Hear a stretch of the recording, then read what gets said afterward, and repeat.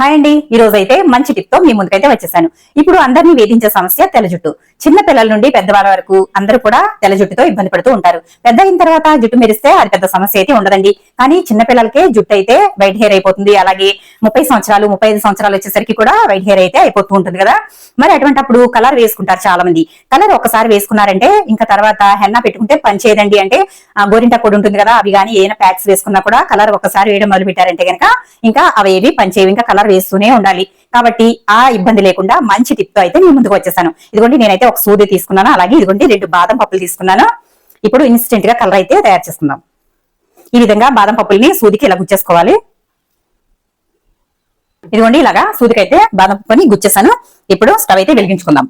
దీనిని స్టవ్ అయితే వెలిగించాను కదా, దీనిని ఇలాగా కాల్చేసుకుందాం. బ్లాక్ గా అయ్యేలాగా కాల్చేసుకోవాలి.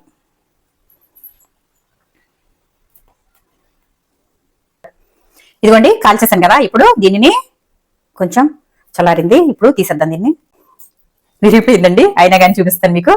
ఇదిగోండి, ఇది ఉంది కదా. ఇప్పుడు దీనిని ఇలా అన్నారంటే కనుక అసలు ఇది పోదు, కడుక్కున్నా కూడా పోదండి. ఇది కొంచెం చూసారా, పోదు, ఇలాగే ఉంటుంది. కొంచెం గట్టిగా రాసేసుకుంటే చూసారు కదా. ఇలాగా కాల్ చేసిన తర్వాత అప్పటికప్పుడు ఎక్కడికైనా బయటికి వెళ్ళాలంటే కనుక వైట్ హెయిర్ ఎక్కడైనా ఉంటే కనుక ఇది ఆడవాళ్ళకే కాదండి, మగవాళ్ళకి కూడా పనికొస్తుంది. మీసాలకు గడ్డాలు కూడా ఇప్పుడు తెల్లగా అయిపోతుంది కదా, దీన్ని పెట్టి ఇలాగా మనం అప్లై చేసేసుకుంటే కనుక చక్కగా ఇది బ్లాక్ అంటే వైట్ హెయిర్ బ్లాక్ అయిపోయి చక్కగా ఉంటుంది. ఇంకా కలర్ వేసుకోవాల్సిన అవసరం లేదు. హెన్నా పెట్టుకునే వాళ్ళకైతే ఇది చాలా బాగా పనిచేస్తుందండి. తప్పకుండా ట్రై చేయండి. టిప్ నచ్చితే లైక్ చేయండి.